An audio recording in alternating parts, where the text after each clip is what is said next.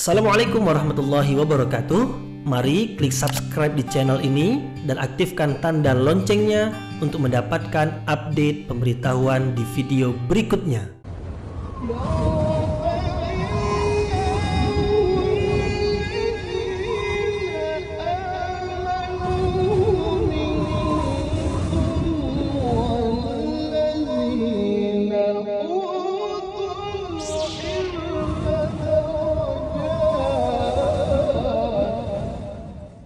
A'udzu billahi minasyaitonir rajim. Bismillahirrahmanirrahim. Assalamualaikum warahmatullahi wabarakatuh.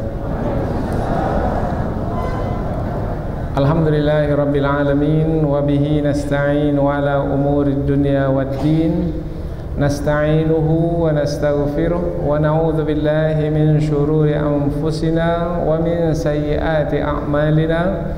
فمن يهده الله فلا مضل له ومن يضلل فلا هادي له أشهد أن لا إله إلا الله وحده لا شريك له وأشهد أن محمدا عبده ورسوله لا نبي بعده أما بعد.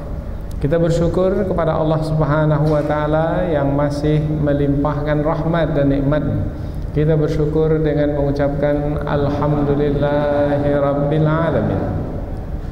Tidak lupa pula bersalawat kepada Rasulullah dengan mengucapkan Allahumma salli ala Sayyidina Muhammad wa ala ali Sayyidina Muhammad. Dan bersalam kepada Rasulullah dengan mengucapkan Assalamu alayka ya Rasulullah. Alhamdulillah kita dapat kembali meneruskan pengajian tafsir ayat-ayat suci Al-Quran yang insyaAllah kita akan teruskan kepada ayat yang ke-21, 22, 23 dan 24 dari surah Al-An'am yang menerangkan tentang akibat yang akan ditanggung oleh orang-orang yang menyekutukan Allah. Akibat yang akan ditanggung oleh orang-orang yang menyekutukan Allah di akhirat kelak. Mereka akan disiksa dengan siksaan yang dahsyat.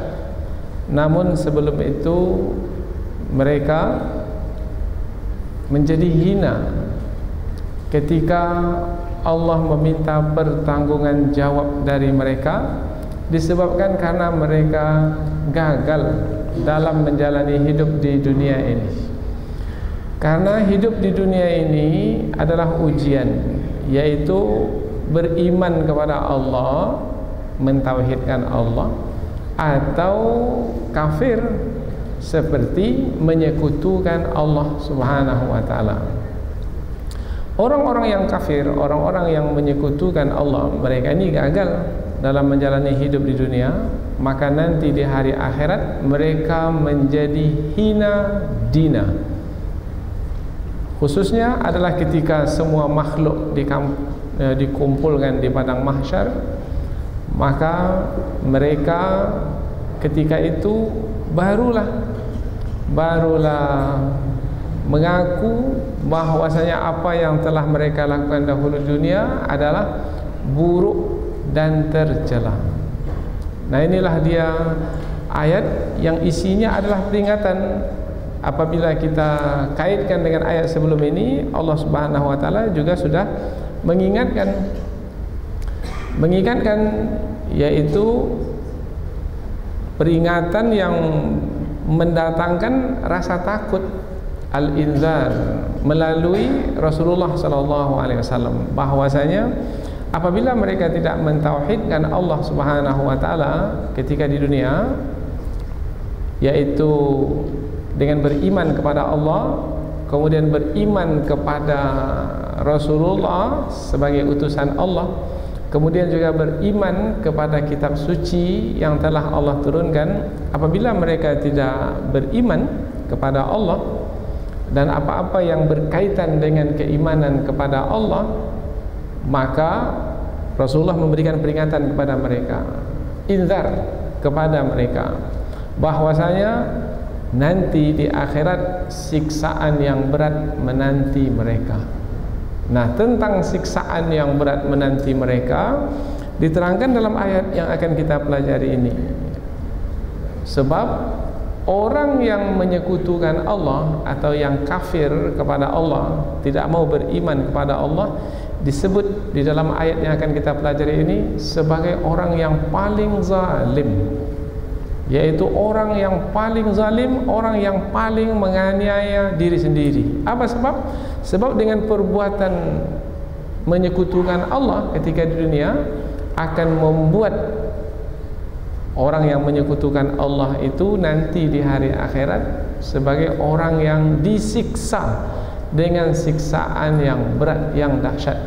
Berarti apabila pada akhirnya tubuhnya nanti akan disiksa di akhirat, bermakna orang ini adalah orang yang menganiaya diri sendiri, yaitu dengan melakukan perbuatan syirik, menyekutukan Allah. Maka disebut juga bahwasanya syirik adalah kezaliman yang paling besar. Inna syirka la zulmun azim. Sesungguhnya syirik adalah kezaliman yang paling besar. Jadi apa kaitan antara ayat ini dengan ayat yang sebelumnya? Kaitannya adalah ayat ini menerangkan tentang peringatan yang akan mendatangkan rasa takut. Peringatan yang akan mendatangkan rasa takut, yaitu kamu wahai orang-orang musyrik, peringatan untukmu. Kalau kamu tetap juga dalam kemusyrikan, maka azab yang besar menantimu di akhirat. Dan ketika itu nanti kamu akan menjadi hina, dina. Maka supaya perkara yang buruk itu tidak berlaku ke atasmu, maka di dunia ini sebelum terlambat hendaklah kamu beriman kepada Allah, mentauhidkan Allah Subhanahu wa taala. Tidak ada alasan bagimu untuk tidak beriman. Apa sebab? Ayat sebelum ini menerangkan sebabnya adalah kesaksian sudah disampaikan. Dan siapa yang menyampaikan kesaksian? Allah menyampaikan kesaksian, Nabi Muhammad menyampaikan kesaksian, kemudian ahlul kitab yang mengetahui kebenaran melalui kitab suci yang ada pada mereka memberikan kesaksian. Jadi apabila sudah ada kesaksian ke atas kebenaran, maka tidak ada alasan untuk menolak kebenaran tersebut. Jadi nampak kaitan antara ayat ini dengan ayat yang sebelumnya. Maka siapa yang memperhatikan ayat-ayat Al-Quran, antara satu ayat dengan ayat yang lain, ia adalah seperti mata rantai yang tidak nampak mana pangkalnya, mana ujungnya. Satu kesatuan, seperti mata rantai kalung, yaitu berkaitan antara satu dengan yang lainnya. Ayat Al-Quran berkaitan antara ayat yang sebelumnya. Setiap ayat itu berkaitan dengan ayat yang sebelumnya dan berkaitan dengan ayat yang sesudahnya. Karena kita telah mempelajari ayat yang sebelumnya, maka selalu kita menyebut kaitannya dengan ayat yang sebelumnya. Mengapa tidak kita kaitkan dengan ayat yang sesudahnya? Karena ayat yang sesudahnya belum lagi kita pelajari. Maka tak perlu kita untuk memberitahukan apa kaitan dengan ayat sebelumnya, karena nanti dalam pengajian yang akan datang akan dapatlah diketahui kaitan antara ayat yang lalu itu dengan ayat yang sekarang ini.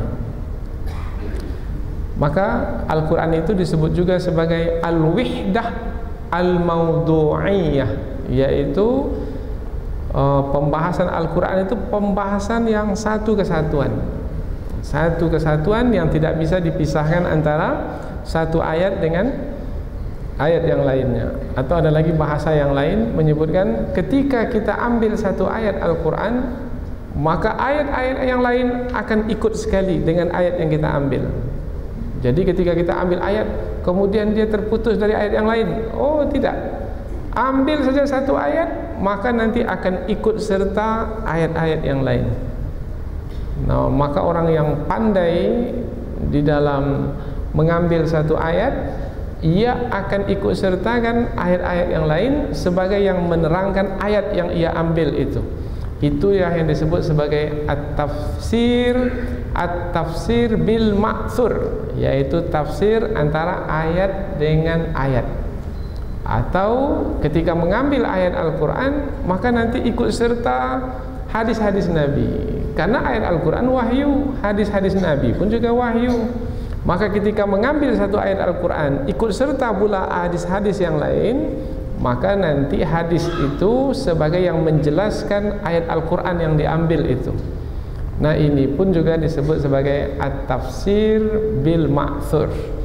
Nah, ini adalah yang paling kita sukai, sebab inilah yang akan lebih menjelaskan kandungan makna ayat itu dengan lebih sejati. Apa sebab? Sebab berdasarkan wahyu. Tetapi tidak menutup kemungkinan kita menggunakan akal fikiran kita. Asalkan ketika kita menggunakan akal fikiran, kita gunakan dengan tepat. Dan tidak akan tepat dalam menggunakan akal fikiran kalau kita tidak punya bekal yang cukup di dalam memahami ayat-ayat Al-Quran. Bekal yang cukup sudah disebutkan dalam ilmu-ilmu Al-Quran. Maka silakan dipelajari ilmu-ilmu Al-Quran. Apabila menguasai ilmu-ilmu Al-Quran, insya-Allah kita punya bekal yang cukup untuk memahami kandungan ayat-ayat Al-Quran. Selanjutnya kita akan lihat ayat ini lebih dekat melalui tafsirnya, namun kita akan membacanya terlebih dahulu. Setelah itu kita terjemahkan kata per kata supaya kita lebih dekat dengan ayat yang kita pelajari ini. Allah Subhanahu wa taala berfirman, A'udzubillahi minasyaitonirrajim. Bismillahirrahmanirrahim. Wa man azlamu mimman iftara 'ala Allahi kadhiba aw kadzdzaba bi ayatihi innahu la yuflihuz zalimun. Wa yawma nahsyuruhum jami'an thumma naqulu lil ladzina asyraku aina syurakaukumul ladzina kuntum taz'umun thumma lam takun fitnatuhum illa an qalu wallahi rabbina ma kunna musyrikin. Unzur kaifa kadzabu ala anfusihim wa dhalla anhum ma kanu yaftarun. Allah berfirman, wa man azlamu mimman iftara 'ala Allahi kadziba. Waman, dan siapakah azlam, yang paling zalim, mimman, daripada siapa yang iftara, mengada-adakan, 'ala Allah, atas Allah, kadziban, dusta. Jadi mengada-adakan dusta atas Allah. Seperti apa? Nanti kita akan bahas dalam tafsir. Au kadzdzaba bi ayatihi, atau kadzdzaba, mendustakan, bi ayatihi, ayat-ayatnya. Tak ada lagi orang yang paling zalim daripada orang yang mengada-adakan dusta atas nama Allah, kemudian juga mendustakan ayat-ayat Allah. Itu adalah orang yang paling zalim. Innahu la yuflihu zalimun. Innahu, sesungguhnya, la yuflihu, tidak akan beruntung, az-zalimun, orang-orang yang zalim. Ayat berikutnya, wa yauma nahsyuruhum jami'a. Wa yauma, dan ingatlah suatu hari, nahsyuruhum, kami membangkitkan mereka. Mereka siapa? Karena ayat-ayat sebelumnya menerangkan tentang orang-orang yang menyekutukan Allah, yaitu orang-orang yang zalim. Maka ingatlah suatu hari kami mengumpulkan atau menghimpunkan mereka, orang-orang yang menyekutukan Allah itu, jami'an, semuanya. Thumma naqulu lil ladzina asyraku. Thumma, kemudian, naqulu, kami katakan, lil ladzina, kepada orang-orang yang kafar, asyraku, yang menyekutukan Allah. Apa yang dikatakan kepada orang-orang yang menyekutukan Allah? Aina syurakaukumul ladzina kuntum taz'umun. Aina, di manakah syurakaukum, sekutu-sekutumu? Maksudnya sekutu-sekutu yang mereka tetapkan sebagai sekutu bagi Allah Subhanahu wa taala, atau yang dimaksud adalah sembahan-sembahan mereka atau berhala-berhala mereka yang mereka sembah ketika di dunia. Alladzina, yaitu yang sekutu-sekutu yang kuntum adalah kamu dahulu di dunia, taz'umun, menyangkanya ia adalah sekutu-sekutu yang akan memberikan manfaat kepadamu. Wah, mana dia sekarang di akhirat ini? Sekutu-sekutu yang akan memberikan manfaat kepadamu. Terdiam mereka. Mereka menjadi hina. Sebab apa yang mereka lakukan dahulu di dunia tidak memberikan manfaat apa-apa ketika di akhirat kelak di hadapan Allah Subhanahu wa taala. Summa lam takum fitnatuhum illa an qalu. Summa, kemudian, lam takun, tidaklah, fitnatuhum, fitnah mereka, illa, kecuali, an qalu, mereka berkata, kecuali mereka berkata. Yaitu di antara fitnah, apa makna fitnah nanti kita akan bahas dalam tafsir, yaitu perbuatan mereka menyekutukan Allah tidaklah membawa kepada kehinaan mereka, yaitu dengan berkata, apa perkataan mereka? Wallahi, demi Allah, Rabbina, Tuhan kami, ma kunna musyrikin, tidaklah kami ini orang-orang musyrik. Padahal mereka musyrik. Kemudian mereka mengatakan tidaklah kami orang-orang musyrik. Oh, bermakna mereka mencoba untuk berbohong. Tapi mungkinkah di hari akhirat itu berhasil berbohong? Tidak. Apa sebab? Sebab Allah akan datangkan saksi. Tangan mereka akan berbicara, kaki mereka akan memberikan persaksian, mulut mereka akan ditutup. Awalnya mereka mengatakan tidak kami melakukan perbuatan menyekutukan dahulu di dunia. Tetapi akhirnya Allah membuat tangan mereka berbicara, seperti ayat yang terdapat di dalam surah Yasin, al-yauma nakhtimu ala afwahihim wa tukallimuna aydihim. Pada hari kami menutup mulut-mulut mereka dan berbicara kepada kami tangan-tangan mereka. Wa tashhadu arjuluhum, dan bersaksi kaki-kaki mereka. Setelah itu berhenti dari berbicara lagi. Tadi masih berusaha mau berbohong, berdusta. Tetapi rupanya dustanya itu ketahuan juga, karena tak ada siapa yang bisa berhasil dalam berdusta di hari akhirat kelak. Unzur kaifa kadzabu ala anfusihim. Unzur, lihatlah atau perhatikanlah, kaifa, bagaimana, kadzabu, mereka berdusta, ala anfusihim, ke atas diri mereka sendiri. Kononnya tidak menyekutukan Allah, padahal memang menyekutukan Allah, berbohong. Lihat, perhatikan bagaimana mereka berdusta atas diri mereka sendiri. Wa dhalla anhum ma kanu yaftarun. Wa dhalla, dan hilanglah, anhum, dari mereka, makanu, apa-apa yang mereka itu dahulu yaftarun, mengada-adakannya. Mereka mengada-adakan sekutu bagi Allah Subhanahu wa taala. Tetapi sekarang sekutu itu sudah hilang, sudah pergi, sudah tidak ada lagi bersama mereka yang akan memberikan manfaat bagi mereka. Maka ketika itu mereka pun menjadi hina, karena mereka menganggap sekutu itu akan membantu, menolong, tetapi rupanya tidak bisa berbuat apa-apa bagi mereka. Apakah sesembahan-sembahan, apakah berhala-berhala yang mereka sembah ketika di dunia itu adalah juga dibangkitkan bersama mereka di hari akhirat kelak? Ya, dibangkitkan juga dan ada bersama mereka.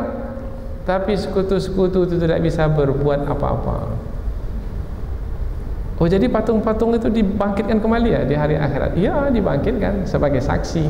Kemudian nanti patung-patung itu juga dimasukkan ke dalam api neraka bersama mereka. Waquduhan nasu wal hijara. Bahan bakar api neraka itu adalah dari manusia dan batu. Kemudian ulama tafsir menerangkan batu yang dimasukkan di situ adalah patung yang mereka sembah dahulu ketika di dunia. Jadi mereka dan patung yang mereka sembah itu sama-sama menjadi penghidup dan penyala api neraka. Dah hina sudah. Dahulu bukan main lagi di dunia, memuji-muji dan memuja-muja patung tersebut, dibuat besar-besar. Siapa yang pergi ke satu negeri, tengok patungnya besar sekali. Ada yang tegak, ada yang duduk, ada yang perutnya buncit, yang kepalanya botak, ada. Banyak sekali uang dikeluarkan untuk membuat patung tersebut. Kemudian dipersembahkan sesajian ke depan patung. Mereka puji, mereka puja patung tersebut. Rupanya patung yang mereka puji di dunia, yang mereka agungkan di dunia, sama-sama mereka dalam api neraka sebagai bahan bakar api neraka tersebut. Kalau disebut bahan bakar api neraka, bermakna yang membuat api neraka itu menyala adalah mereka dan patung yang mereka sembah itu. Jadi hinalah mereka, mereka yang menyembah di dalam api neraka, patung yang disembah pun di dalam api neraka. Jadi dari terjemahan nampaklah bahwasanya ayat ini berkaitan tentang akibat yang akan ditanggung oleh orang-orang yang menyekutukan Allah di hari akhirat kelak. Ketika itu mereka akan hina. Akibat yang akan ditanggung oleh orang yang menyekutukan Allah. Mengapa disampaikan akibat ini melalui ayat-ayat ini yang diturunkan kepada Rasulullah, kemudian disampaikan kepada mereka supaya menjadi peringatan bagi mereka. Karena ayat sebelum ini adalah liunzirakum bih, supaya aku memberikan peringatan untuk mendatangkan rasa takut kepadamu sehingga berhenti dari menyekutukan Allah. Kita ulang dari awal ayat terjemahannya, kemudian dicoba untuk meringkaskan apa sebenarnya yang ada di dalam keempat ayat yang kita pelajari ini. Allah berfirman, dan siapakah orang yang paling zalim daripada orang yang mengada-adakan dusta terhadap Allah atau mendustakan ayat-ayatnya. Sesungguhnya orang yang melakukan perbuatan yang seperti itu, ia adalah orang-orang yang zalim, mereka itu tidak akan beruntung. Dan ingatlah hari, yaitu ketika kami mengumpulkan mereka semuanya, kemudian kami berkata kepada orang-orang yang menyekutukan Allah, di manakah sekutu-sekutumu yang dahulu kamu menyangka bahwasanya mereka itu, sekutu-sekutumu itu akan mendatangkan manfaat bagimu? Mana dia sekarang? Summa lam takum fitnatuhun, kemudian tidaklah fitnah mereka disebabkan karena mereka melakukan perbuatan menyekutukan Allah ketika di dunia, kecuali mereka berkata di hari akhirat, demi Allah Tuhan kami, tidaklah kami orang-orang yang menyekutukan Allah. Perhatikan bagaimana mereka berbohong atas diri mereka sendiri, dan lenyaplah dari mereka apa yang mereka ada-adakan. Jadi ayat ini menerangkan tentang akibat orang-orang yang menyekutukan Allah ketika di hari akhirat kelak. Akibatnya mereka pasti akan disiksa di hari akhirat, dan mereka menjadi hina di saat dikumpulkan bersama patung-patung yang mereka sembah, tapi patung-patung yang mereka sembah tidak mendatangkan manfaat apa-apa kepada mereka. Setelah kita dapat tafsir ringkas, kita pindah ke tafsir yang lebih terperinci. Allah Subhanahu wa taala berfirman, "Waman azlamu", dan siapakah orang yang paling zalim? Dan siapakah? Berarti ayat ini berbentuk pertanyaan. Apabila ayat ini berbentuk pertanyaan, seperti yang sudah kita terangkan sebelum ini, tujuannya bukan untuk dijawab, Tetapi salah satu bentuk penyampaian Al-Quran adalah dengan bentuk pertanyaan yang tujuannya adalah untuk menerangkan dengan lebih jelas lagi apa yang mau disampaikan. Apa yang mau disampaikan dalam ayat ini? Yang mau disampaikan dalam ayat ini adalah alangkah buruknya perbuatan orang yang menyekutukan Allah.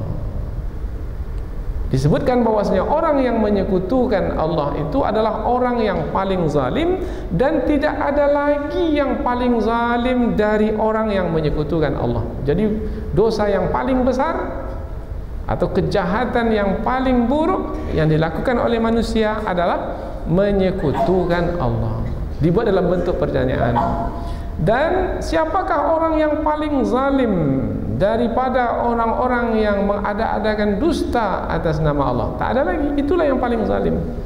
Jadi dibuat dalam bentuk pertanyaan, al-istifham, namanya al-istifham at-taubihi, yaitu bentuk pertanyaan tujuannya untuk menghinakan. Siapa lagi orang yang paling zalim daripada orang-orang yang mengada-adakan dusta atas nama Allah? Seperti apa mereka mengada-adakan dusta?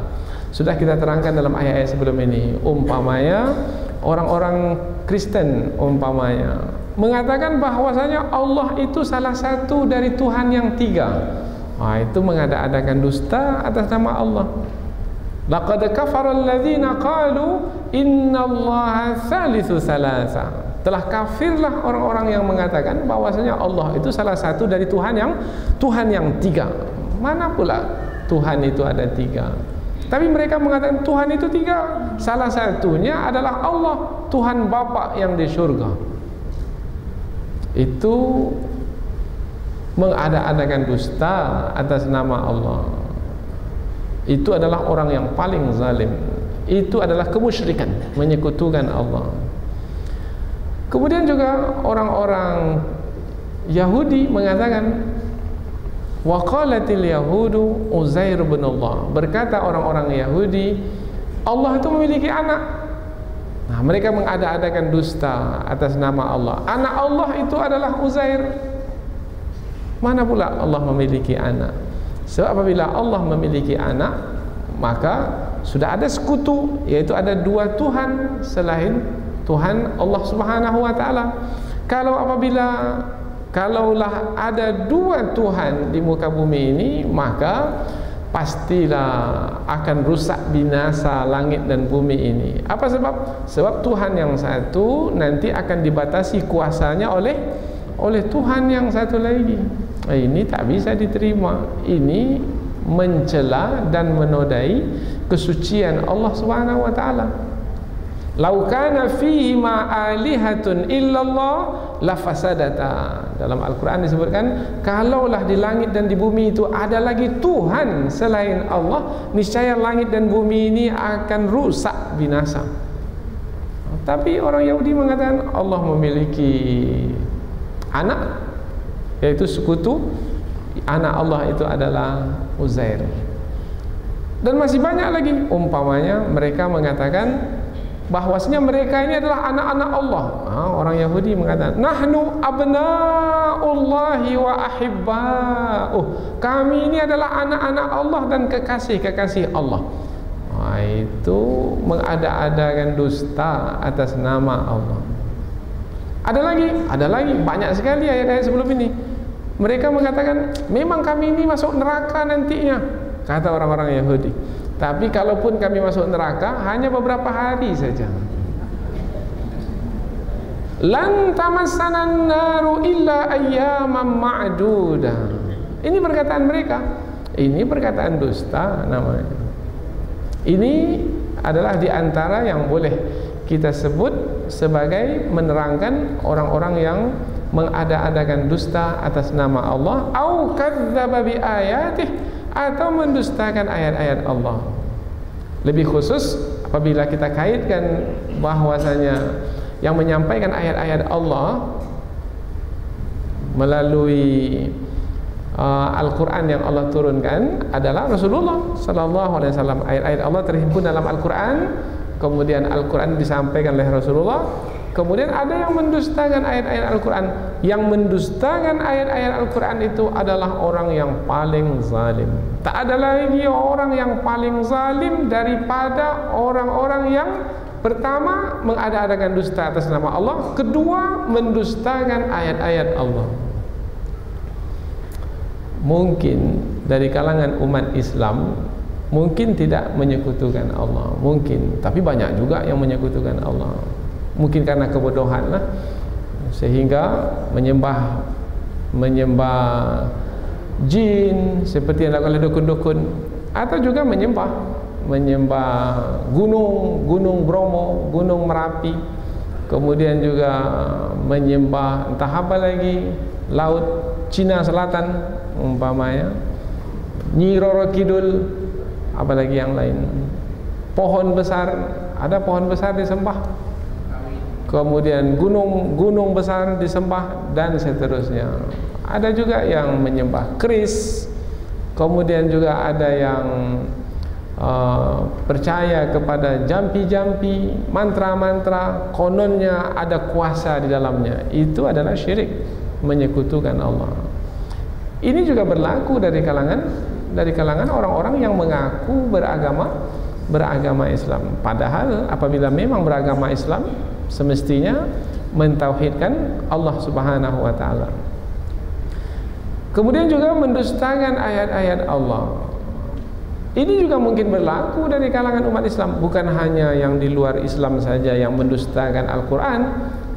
Banyak juga dari kalangan umat Islam itu yang mendustakan Al-Quran. Mungkin mulut mereka tidak mendustakan, tetapi perbuatan mereka mendustakan ayat-ayat Allah. Ada hukum-hukum di dalam Al-Quran yang tegas disebutkan sebagai hukum yang mesti dijalankan, tapi mereka mengatakan, ini hukum ini tak sesuai dengan zaman sekarang ini sesuainya pada zaman dahulu kala ini. Nah, mereka ini adalah orang-orang yang mendustakan ayat-ayat Allah. Dengan apa? Dengan perbuatan dan sikap mereka. Karena mereka lawyers yang hebat-hebat. Apa lawyers ini? Nah, pengacara yang menguasai tentang hukum-hukum. Padahal hukum yang dikuasai itu hukum Belanda yang dikuasai. Hukum yang diwariskan oleh penjajah. Kemudian berbangga dengan hukum tersebut, kemudian meminggirkan ayat-ayat Al-Quran. Innahu la yuflihuz zalimun. Sesungguhnya orang-orang yang zalim itu tidak akan beruntung. Apa sebab? Sebab pada akhirnya orang-orang yang zalim itu akan disiksa. Kalau perbuatan itu pada akhirnya akan membawa kepada siksaan, maka perbuatan itu bukanlah perbuatan yang menguntungkan. Kalau perbuatan menyekutukan Allah itu pada akhirnya membawa kepada siksaan, bermakna perbuatan menyekutukan Allah itu adalah perbuatan yang merugikan karena akan menganiaya diri sendiri, yaitu perbuatan tersebut membuat diri menjadi teraniaya karena akan disiksa dengan siksaan yang dahsyat di hari akhirat. Siksaan yang paling dahsyat adalah siksaan ke atas orang-orang yang menyekutukan Allah, karena dosa syirik adalah dosa yang paling besar. Maka untuk dosa yang paling besar adalah siksaan yang paling besar benar. Selanjutnya Allah menerangkan tentang hari akhirat yang mesti diperhatikan. Apa sebab? Semua manusia tanpa terkecuali akan meninggalkan dunia yang fana ini, kemudian mereka di hari akhirat akan dikumpulkan untuk menerima balasan. Maka mesti diperhatikan. Kemudian apabila hari akhirat adalah hari pembalasan, berbuat baik dibalas baik, berbuat buruk dibalas buruk, dan menyekutukan Allah itu adalah perbuatan buruk, maka akan dibalas dengan siksaan yang dahsyat. Maka hendaklah takut kepada hari pembalasan itu. Maka kata yauma di pangkal ayat ini menjadi berbaris di atas wa yauma, bukan wa yaumu, tetapi wa yauma. Mengapa jadi yauma baris di atas? Sebabnya kedudukannya adalah sebagai maf'ulun bih. Wadhkur yauma, dan ambillah peringatan, yaitu peringatan tentang hari akhirat, yaitu hari nahsyuruhum jami'a, kami kumpulkan mereka itu semuanya. Siapa mereka yang dimaksudkan? Orang-orang musyrik semuanya. Ada kata jami'a, semuanya. Berarti dengan adanya kata jami'a, berarti tidak ada satu orang pun orang musyrik yang tidak dikumpulkan. Oh, bermakna kalau tidak ada satu orang pun yang tidak dikumpulkan, oh bermakna semua orang musyrik dikumpulkan untuk menerima balasan. Bermakna hari itu adalah hari yang sangat apa kita sebutkan, hari yang sangat tidak ada siapa yang bisa lepas dari hari itu. Hari apa mananya itu? Hari yang dahsyat, hari yang tidak ada siapa bisa melepaskan diri dari hari itu. Bermakna hari itu adalah hari yang sangat menakutkan, ya dahsyat, menakutkan, tetapi hilang kemungkinan untuk melepaskan diri, sebab semua tanpa terkecuali akan dikumpulkan. Kalau hari di dunia ini mungkin ada seseorang pada suatu hari itu dia bisa melepaskan diri, yaitu dia tak ikut kumpul, karena masih ada kemungkinan untuk tidak berkumpul. Tetapi di hari akhirat tidak ada sedikit pun kemungkinan untuk tidak dikumpulkan, semuanya akan dikumpulkan. Bermakna hari itu hari yang sangat ketat sekali, sehingga tidak ada satu pun yang terkecuali dari dikumpulkan pada hari itu. Apa makna ketat ini? Tak ada siapa yang bisa yang lepas. Kalau longgar, ini ada satu dua bisa lepas dari berkumpul. Tapi kalau ketat, tak ada satu pun yang bisa lepas dari dikumpulkan. Bermakna hari itu sangat menakutkan sekali. Maka jangan harap berkemungkinan saya ini adalah di antara orang yang lepas nanti dari dikumpulkan. Oh, tidak. Mungkin di dunia bisa lepas dari pertuduhan umpamanya, dari penghukuman, tetapi di hari akhirat tak ada siapa yang bisa lepas dari penghukuman Allah Subhanahu wa taala. Dan ingatlah ketika kami mengumpulkan mereka semuanya.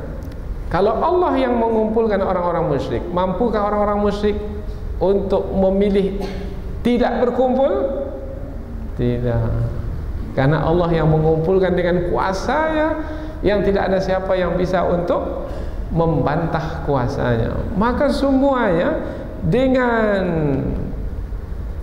sukarela atau terpaksa pada masa itu akan dikumpulkan oleh Allah Subhanahu wa taala. Kalau berkumpul semuanya, oh bermakna di padang mahsyar nanti akan ramailah orang-orang musyrik itu di tempat berkumpul itu. Kemudian bukan hanya mereka saja yang berkumpul, tetapi juga patung-patung atau berhala-berhala yang mereka sembah ketika di dunia. Jadi ada berhala yang mereka sembah itu bersama mereka ketika berkumpul. Ada. Ini penting ini untuk memahami lanjutan ayat. Ada berhala-berhala yang mereka sembah itu berkumpul bersama mereka di padang mahsyar di hari akhirat kelak.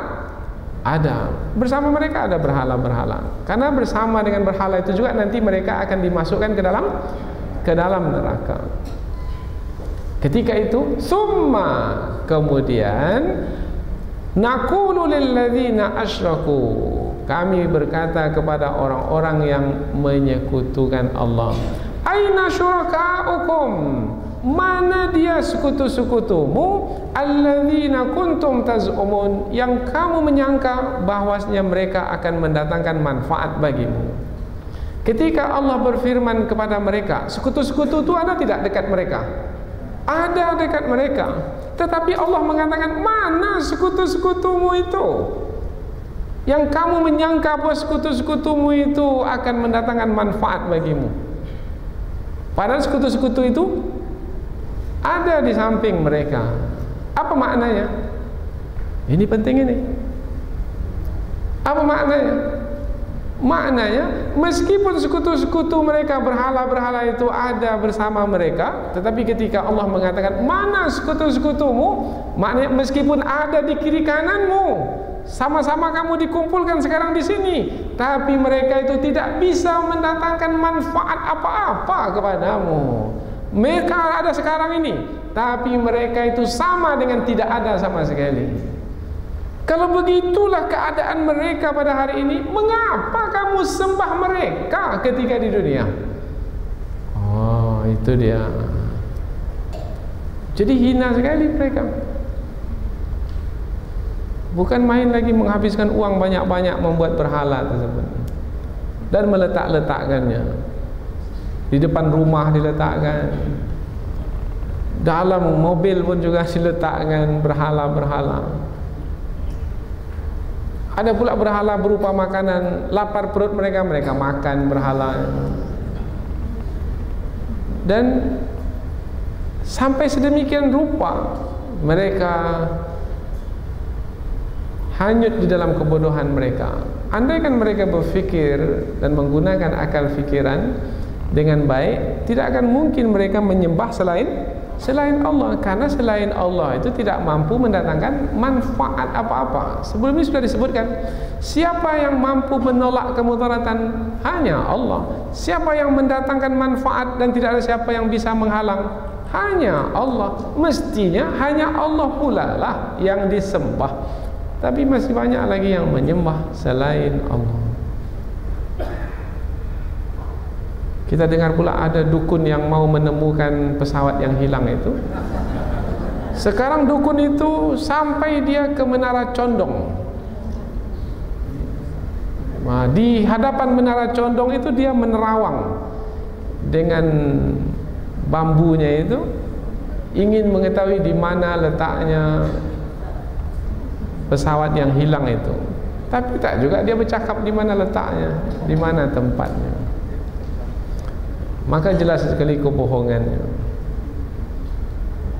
Tapi masih banyak manusia mudah untuk dibohongi, sangat mudah untuk dibohongi, sehingga banyak yang tertipu dan terpedaya.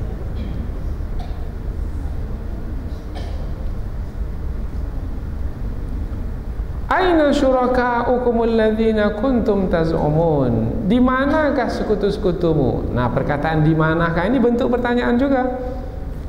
Bentuk pertanyaan juga. Tujuannya adalah untuk menghinakan mereka. Ini bisa dibuat permisalan ketika di dunia ini. Umpamanya ada orang yang berbangga dengan siapa? Siapa yang dia banggakan? Yang akan membantunya. Nah, mungkin yang membantunya itu adalah pamannya umpamanya atau ayahnya. Kemudian ketika di pengadilan umpamanya dia bawa pamannya itu, dia bawa ayahnya. Tetapi hakim yang memutuskan keputusan itu lebih tinggi dari ayah dan pamannya itu. Ayah dan pamannya ada dalam pengadilan itu, ada. Tetapi karena dia ini sombong sekali, maka hakim pun mengatakan, aku yang memutuskan keputusan. Mana dia pembantu-pembantumu yang membantumu di sini? Padahal ayah pamannya ada di situ. Nah, pertanyaan seperti ini tujuannya adalah untuk mengatakan, meskipun kamu menganggap ayah dan pamanmu itu bisa membantu, tapi sebenarnya tidak bisa membantu. Meskipun dia sekarang bersama denganmu, akhirnya hinalah dia yang tadi mengatakan ayah dan paman saya bisa, rupanya tak bisa. Begitulah keadaan orang-orang yang menyekutukan Allah di hari akhirat. Maka ini pelajaran yang sangat berguna. Jangan sampai terperangkap kepada kemusyrikan, karena ada kalanya kemusyrikan itu ranjau-ranjaunya tidak kita lihat, tersembunyi. Nah, apabila kita tidak jeli karena tidak punya pengetahuan yang cukup, atau karena iman kita yang lemah, kita bisa terperangkap kepada kepada kemusyrikan, mudah sekali untuk menyekutukan Allah. Pada hari ini kan banyak penyakit. Kemudian sekarang pula karena banyaknya penyakit, banyak pula rupanya sekarang yang tampil sebagai yang mampu mengobati segala macam penyakit, macam-macam. Maka dibuatlah pamflet di depan prakteknya itu, menyembuhkan segala macam penyakit. Kalau ada yang promosi seperti itu pembohong itu namanya. Maka cepat fahami itu adalah pembohong. Menyembuhkan segala penyakit lahir maupun penyakit batin, penyakit nyata maupun penyakit gaib. Ini dah bohong ini. Apa sebab? Sebab tak ada yang menguasai yang gaib kecuali Allah. Tapi dia pula mengaku bisa menguasai perkara-perkara yang gaib.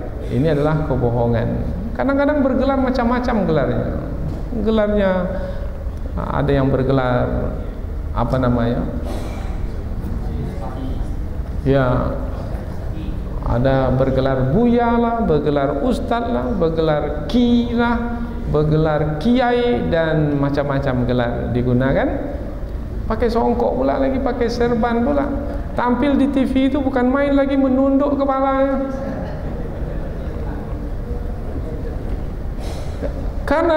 Karena ia ingin dilihat sebagai orang yang punya kedudukan, padahal sebenarnya ia hanya ingin menipu orang lain. Dan jelas sekali dia menggunakan syiar-syiar di dalam agama Islam untuk mencari kepentingan duniawi. Padahal ia mengamalkan sihir umpamanya, meminta bantuan kepada selain Allah. Ini dapat kita lihat. Maka jangan terperangkap karena ingin sembuh dari penyakit, kemudian pergi pula kepada orang-orang yang menyekutukan Allah. Dilarang. Barang siapa yang mendatangi dukun, kemudian dia bertanya sesuatu kepada dukun, dia benarkan apa yang dikatakan oleh dukun itu, maka ujung daripada hadis Nabi ini adalah hadis Nabi, maka ia telah kafir terhadap apa yang telah diturunkan kepada Rasulullah sallallahu alaihi wasallam. Man atakahinan fasa'alahu an syai'in fasaddaqahu bima yaqulu faqad kafara ala ma nazala ala Muhammadin sallallahu alaihi wasallam. Maka berhati-hati, berwaspada. Jangan sampai karena ingin sembuh kemudian pergi ke dukun menyekutukan Allah Subhanahu wa taala. Dukun tu pula pandai, tak apa yang dijampi-jampi. Kemudian lembut saja hati itu, ikut arahan dukun itu. Siramkan ini depan rumah, dah disiram pula di depan rumah. Gantung ini di tiang, dah digantung di tiang. Mandikan ini malam Jumat, dimandikan malam Jumat dengan air 7 masjid, air 7 masjid. Tunduk dan patuh. Padahal tunduk dan patuh semestinya hanya karena kepada Allah Subhanahu wa taala. Tapi itulah dia, orang yang terperangkap kepada perbuatan-perbuatan syirik. Tsumma lam takum fitnatuhum, kemudian tidaklah fitnah mereka itu. Summa, kemudian lam takun, tidaklah fitnatuhum, fitnah mereka. Fitnah orang-orang musyrik. Fitnah orang-orang musyrik, apa makna fitnah di sini? Fitnah orang-orang musyrik itu adalah menyekutukan Allah, yaitu dengan menyembah berhala ketika di dunia. Itu fitnah yang ditetapkan ke atas mereka, dan mereka pun terperangkap kepada fitnah tersebut. Fitnah itu diambil dari kata futina, dikaitkan dengan emas. Futina zahab, difitnah emas itu. Dari sisi bahasa maknanya diuji emas itu. Emas kalau sudah lama dipakai, bagaimana warnanya? Mungkin warna kuningnya itu sudah hilang, mungkin karena ada kotoran-kotoran, mungkin selalu dibawa mandi, maka ada kotoran air di situ jadi hitam, sehingga tidak dapat diketahui ini emas atau tidak ini. Bagaimana supaya emas itu dapat diketahui kembali sebagai emas? Maka hendaklah emas itu difitnah. Nah, makna difitnah, emas itu difitnah, emas itu dicelupkan kembali ke dalam satu cairan, yang cairan itu akan menampakkan emas itu sebagai emas. Atau emas itu dicairkan kembali dengan memanaskannya di atas api.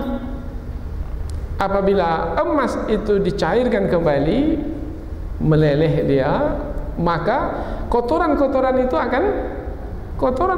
akan terpisah dari emas tersebut. Maka nampaklah yang emas itu emas, yang kotoran itu kotoran. Berarti dengan dibakar dengan api, barulah emas itu nampak sebagai emas. Nampaklah, terlihatlah emas itu sebagai emas. Itulah dia fitnah. Jadi fitnah itu tujuannya adalah untuk menampakkan emas sebagai emas. Kalau manusia difitnah, tujuan adalah untuk menampakkan beriman atau tidak. Maka ia difitnah. Dengan apa difitnah? Dengan harta bendanya. Maka harta benda sebagai fitnah. Apakah dengan harta benda itu terlihat sebagai orang-orang beriman, atau malah gagal sebagai orang-orang beriman? Maka akan difitnah dengan harta benda. Difitnah dengan apa lagi? Dengan anak-anak. Innama amwalukum wa auladukum fitnah. Sesungguhnya harta bendamu dan anak-anakmu adalah fitnah. Dengan anak yang diberikan oleh Allah, tetap beriman kepada Allah atau tidak? Atau malah kafir kepada Allah, atau bermaksiat kepada Allah? Ada seseorang sampai berani untuk membunuh demi anaknya. Ada seseorang sampai berani untuk mengambil harta orang lain demi anaknya. Kalau dah sampai ke tahap seperti itu, bermakna tidak berhasil dalam menjalani fitnah yang berkaitan dengan harta benda atau anak-anak.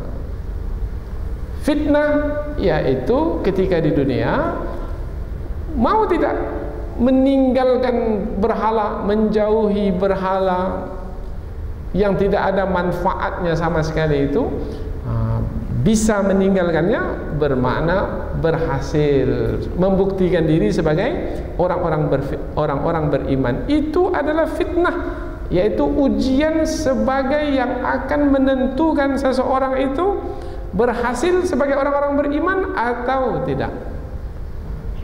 Rupanya mereka dengan fitnah yang dahulu ketika di dunia, yaitu diuji oleh Allah dengan ujian berupa penyembahan berhala. Mereka menyembah berhala, maka mereka gagal dalam ujian mentauhidkan Allah.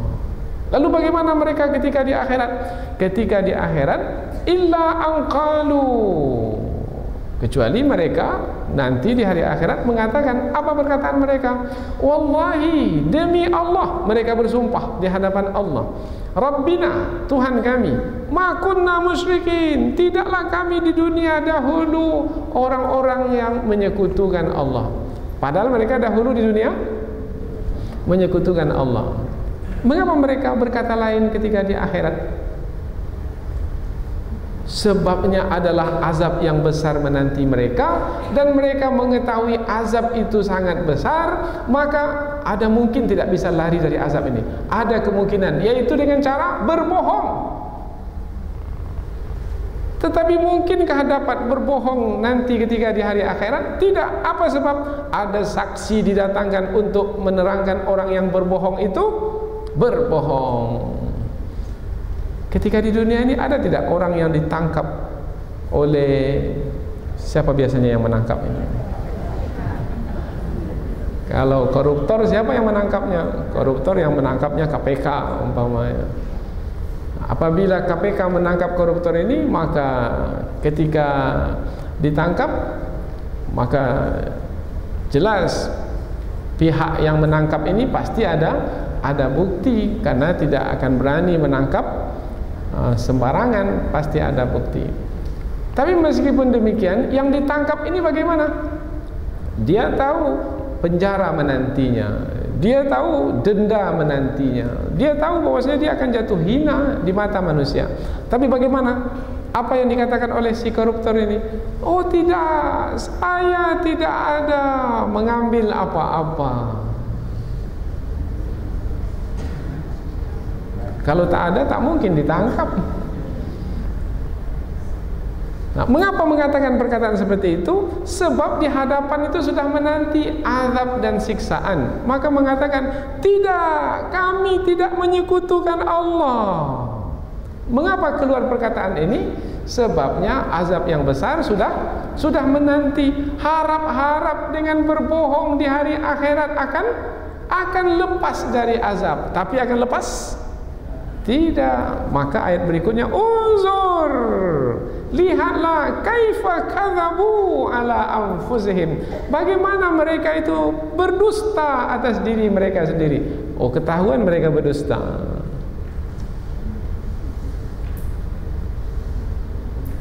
Oh, jadi bisa berlaku juga mereka itu berdusta di hari akhirat. Oh ya, bisa berlaku. Tetapi sebenarnya ketika berlakunya dusta itu adalah tujuannya untuk menghinakan mereka lagi. Apa sebab? Sebab nanti tangan mereka akan berbicara, kaki mereka akan bersaksi. Ketika persaksian dari tangan dan kaki nanti akan diterima, bagaimana nasib mereka? Menjadi lebih hina lagi. Mengapa tadi berbohong? Ini tanganmu sendiri berkata bahwasanya memang kamu menyekutukan Allah. Ini kakimu sendiri yang mengatakan bahwasanya kamu menyekutukan Allah. Kemudian kamu dengan mulutmu mengatakan tidak menyekutukan Allah. Sudah jatuh hina di hadapan Allah, jatuh hina. Kemudian ketika itu dikumpulkan manusia, maka jatuh hina pula lah di hadapan manusia. Wa dhalla anhum ma kanu yaftarun. Maka hilanglah dari mereka apa-apa yang mereka ada-adakan. Hilang dari mereka, lenyap dari mereka. Apa mana lenyap di sini ini? Apa yang mereka ada-adakan ketika di dunia? Yaitu mereka mengada-adakan sekutu bagi Allah. Kononnya sekutu-sekutu itu akan mendatangkan manfaat bagi mereka. Rupanya sekutu itu menghilang dari mereka. Artinya mereka tidak memberikan manfaat apa-apa kepada mereka. Lalu ibarat kata mereka itu akan gigit jari di hari akhirat. Karena tidak ada siapa yang akan membantu, menolong, melindungi, bahkan mereka pula akan diazab dan disiksa. Demikianlah keadaan buruk yang diterima oleh orang-orang yang menyekutukan Allah di hari akhirat kelak. Orang-orang yang menyekutukan Allah di dunia, dan itulah yang diterima nanti oleh mereka di hari akhirat kelak. Dan perbuatan menyekutukan Allah adalah perbuatan yang sangat tercela sekali, disebabkan karena perbuatan menyekutukan Allah itu sama dengan tidak mengagungkan Allah. Perbuatan menyekutukan Allah sama dengan tidak memuliakan Allah, meninggikan Allah, sama dengan tidak mensucikan Allah Subhanahu wa taala. Padahal kita hidup di dunia adalah untuk mengagungkan Allah, membesarkan Allah, dan mensucikan Allah Subhanahu wa taala. Mudah-mudahan apa yang kita pelajari ini ada manfaatnya insyaallah. Subhanakallahumma wa bihamdika asyhadu an la ilaha illa anta wa astaghfiruka wa atubu ilaik. Wassalamualaikum warahmatullahi wabarakatuh.